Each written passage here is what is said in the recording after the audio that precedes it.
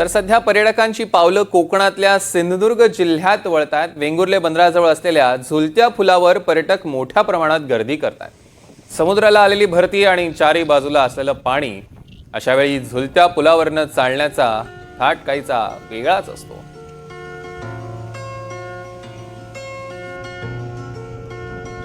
तर ह्याच झुलत्या पुलावरनं आढावा घेतला आमचे सिंधुदुर्गचे प्रतिनिधी गुरुप्रसाद दळवी यांनी।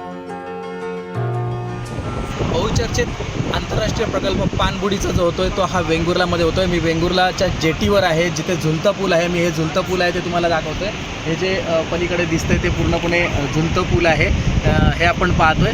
आणि याच ठिकाणी आंतरराष्ट्रीय दर्जाचा पाणबुडी प्रकल्प जो होणार आहे तो इथेच होणार आहे। मी काही इकडची ही जी दृश्य दाखवत आहे, बहुचर्चित आंतरराष्ट्रीय दर्जाचा पाणबुडी प्रकल्प वेंगुर्ले बंदर परिसरात व स्कुबा ड्रायव्हिंग प्रकल्प ही वेंगुर्ले मालवण दरम्यान समुद्रात होणार, यावर आता शिक्कामोर्तब झालं आहे। यासाठी महाराष्ट्र राज्याच्या 2024च्या अर्थसंकल्पात भरीव निधीची तरतूद करून या प्रकल्पाला चालना देण्यात आली आहे। नौदलाच्या युद्धनौकेचा वापर करून समुद्रात कृत्रिम प्रवाहाद्वारे पुढील अवघ्या 8 महिन्यात हा प्रकल्प कार्यान्वित केला जाणार आहे। ही जी दृश्य पाहतोय आपण, त्यामुळे वेंगुर्ल्याच्या पर्यटनाला आता खऱ्या अर्थाने झळाळी मिळणार आहे। या प्रकल्पामुळे पर्यटनाच्या बाबतीत पिछाडीवर असलेला वेंगुर्ला तालुका पुढील काळात निश्चितच मात्र आघाडीवर येणार असल्याचं पाहायला मिळतंय। माझ्यासोबत याच ठिकाणी काही पर्यटक आलेले आहेत, त्या पर्यटकांशी मी आता संवाद साधणार आहे।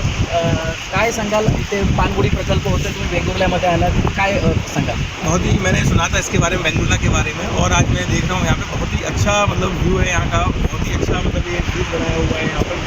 और मुझे लगता है कि यहाँ पर आने वाले समय में काफ़ी सारे मतलब पर्यटक यहाँ पे आने वाले हैं। और बाकी में यहाँ का जो नज़ारा है, मतलब मुझे लगता है कि आने वाले गोवा के जो बीचेस हैं वो एक ये जो बीच है वहाँ का एक विकल्प बन सकता है।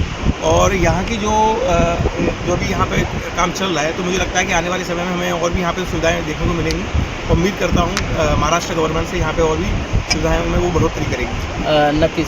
तुम्ही पर्यटक आहात, तुम्ही कुठून आलेत नेमके आणि तुम्ही हा झुलता पूल पाहिल्यानंतर तुम्हाला काय वाटतंय? मी आहे प्रॉपर लातूरचा।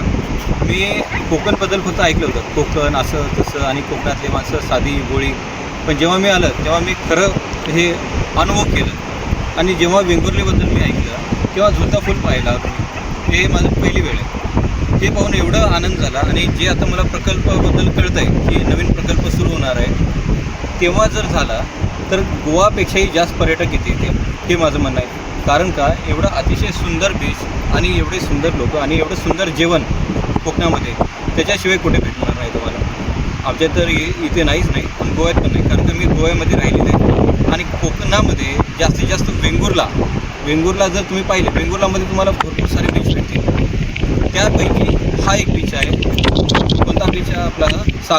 सागरेश्वर खूप चांगला बीच आहे। तिथे आता जरी बीच सगळे बंद असतील तरी हा सगळ्यात स्वच्छ सुंदर बीच आहे। जर तुम्ही बघितलं तो खूप घाण झालेला आहे, पण हा बीच घाण झालेला नाही, खूप सुंदर आणि स्वच्छ आणि एवढी ताजी हवा आणि एवढं निसर्गाचं सौंदर्य तुम्हाला पाहायला भेटेल वेंगुर्लामध्ये, जे की कोकणामध्ये सगळ्यात जास्त वेंगुर्लामध्ये भेटेल तुम्हाला। सिंधुदुर्ग जिल्ह्यामध्ये वेंगुर्ला तालुक्यामध्ये हा जो मी तुम्हाला दाखवलं होतं तो झुलता पूल पाहिला होता तुम्ही। आणि या ठिकाणी सगळे जे बाहेरून येणारे, जे महाराष्ट्र असेल, गोवा असेल, कर्नाटक असेल, या ठिकाणचे जे पर्यटक आहेत ते मात्र वेंगुर्ल्याला चांगली पसंती देतात। का तर स्वच्छ सुंदर असा वेंगुर्ल्याचा समुद्रकिनारा आहे आणि त्या ठिकाणी हे पर्यटक दाखल झालेले आहेत। आणि आतापर्यंत बघायला गेलं तर सिंधुदुर्गात वेंगुर्ला बंदरालाच मात्र मोठ्या प्रमाणात पसंती मात्र दिली जाते। गुरुप्रसाद दळवी, NDTV मराठी, सिंधुदुर्ग।